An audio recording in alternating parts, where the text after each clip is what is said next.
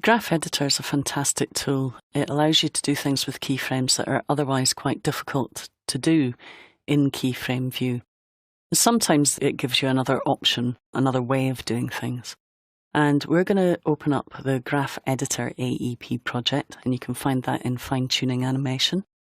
And if you open up 04 Drink Drink Drink composition, you'll see I've created this little animation of the logo here. Now, if I wanted to retime this, you'll notice that I have some eased keyframes in there. So if I was to drag, for example, the last two keyframes out, I'd then have to adjust this one as well. Or if I drag them as a group, it might affect the overall timing. So you want a way of being able to easily retime this as a group. Now you can make a selection, hold down the Alt key and click and drag. And what that will do is that will scale the timing for you. You see it's increasing the spacing evenly between keyframes so we can make the logo bounce happen a lot more slowly, but still keep the relative timing. In fact, I need to slow it down a little bit more. So what we're going to do is have a look at an alternative way of doing it using the Graph Editor. So let's open up the Graph Editor. Let's select Scale, and notice it puts a bounding box around Scale. If we then select Rotation as well, and double click, we should get a bounding box around both of them. And then we can actually use the bounding box just to scale the animation in. So you select both properties, then double click the properties to create the bounding box. And that does the same thing, just allows you to scale up an animation over time. So in the Graph Editor, let's open up another composition. Let's open up this one here. I've got one called 06 Can Animation. And in here I have this little can that was rendered in 3D. And if we preview that, you'll notice that it rotates between 6 and 8 seconds. What I want to do is have it kind of looking as if it's walking into the scene between 0 and 4 or 6 seconds. So what I'm going to do is animate the rotation. Now at the moment it's rotating around its center point. You'll see that the anchor point is in the middle of the layer. Now I can move the anchor point by using the Pan Behind tool. And what the Pan Behind tool allows me to do is drag the anchor point wherever I want it to be.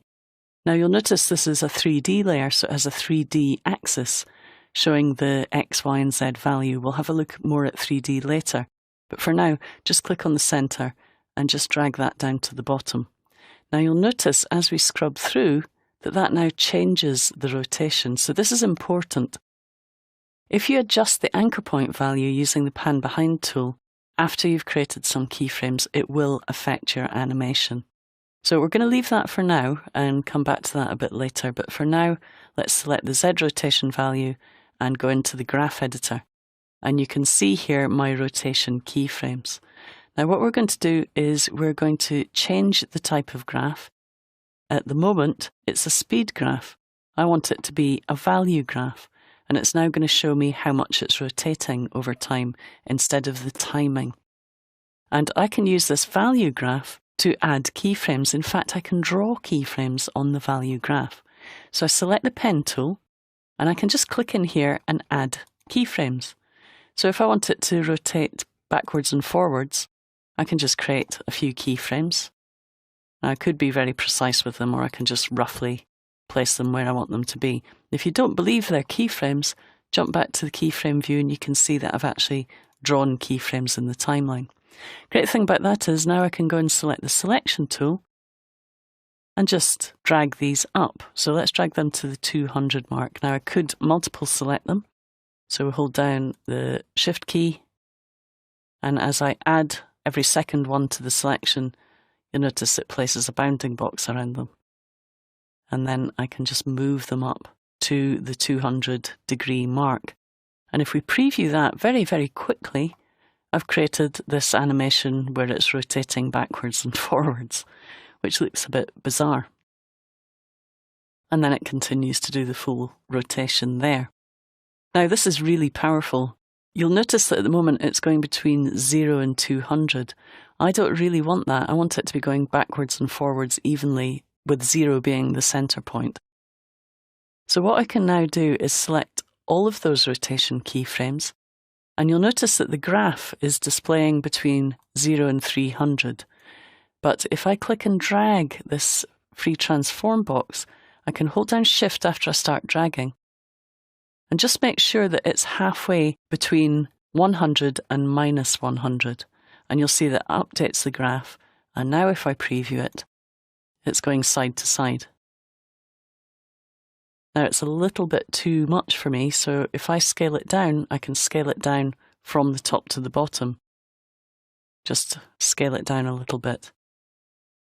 Okay, and there's various modifiers I can hold down. If I hold down the Command key before I start scaling, it will scale around that 0 point. So it will go to between 50 and minus 50 or thereabouts.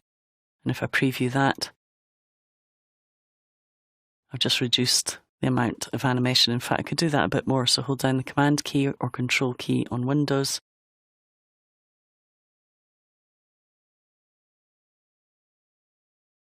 Okay, so it's starting to look more like it's kind of walking. I could afford to drag it down a little bit further. If I want it to hold on each point, what I could do is do an easy ease from here. So I click on easy ease, and that gives me an ease on each of the keyframes. I can also adjust the ease by dragging the handles out, and with them all selected, it does them all simultaneously. So then I get a much more dynamic kind of left and right movement, as if it's really walking towards the camera.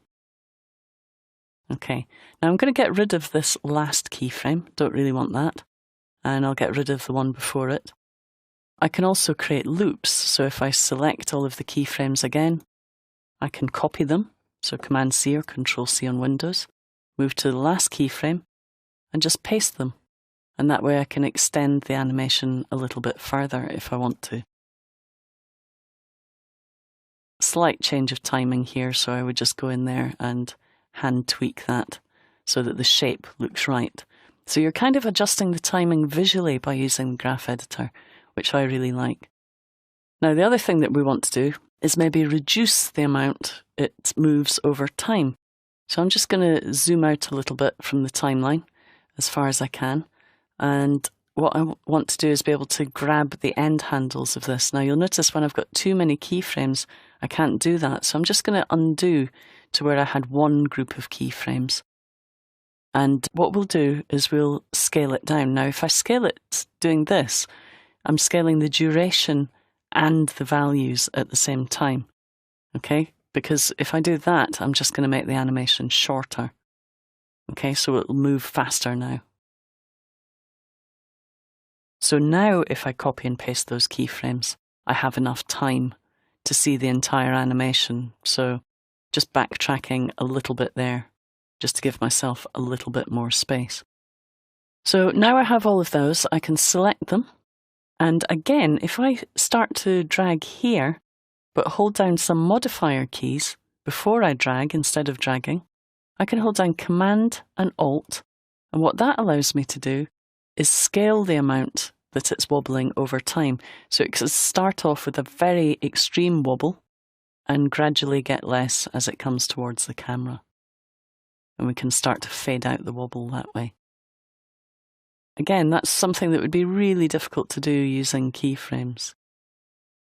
You see it just gradually comes to a halt. So the only thing left to do now really is to scale it down. So again, what we're going to do is hold down Command and Alt or Control Alt on Windows, just scale that down towards the end so we're getting a very gradual tail off. And then we're going to add the scale property to this. So with the layer selected, we can hold down Shift S to bring up scale, click to create a keyframe for scale, and you'll notice that you can see the keyframe down here in the timeline.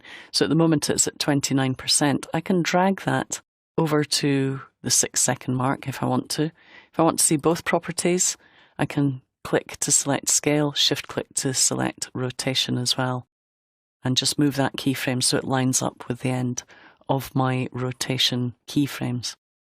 And then all I need to do is think, okay, where do I want to start the scale value at? Now I could just click to create a keyframe, again using my pen tool, select the selection tool, and then just drag it down. Okay, again, it gives me a really visual way of doing that. So if we take it all the way down to there, preview it, we've now got the can kind of walking towards the screen. Kind of. It's kind of a nice effect, I think. Quite a nice effect. And again, at any time, if I need to adjust that, just double click. Let's pull that. Whoops. Make sure you don't select one of the handles accidentally when you're dragging the free transform box. We could also maybe adjust position. So let's bring up position, Shift P. So we'll set a keyframe for position. Select all the properties. Okay, and this is where we want the position to end. So we should really drag our position keyframe to here. And then at the beginning, we might just adjust the position value manually, for example, just by clicking and dragging it up. Or we can go into our position property and adjust the Y position value just to move it up the screen a little bit. And you'll notice with position, we have an X and Y value, so it separates the X and Y as I drag. So red represents the X value, green represents the Y value, and blue represents the Z value. So there we have it, some tricks that you can do with animation and the graph editor. So have a play around with this and see what you can come up with in terms of ideas for this little animated can.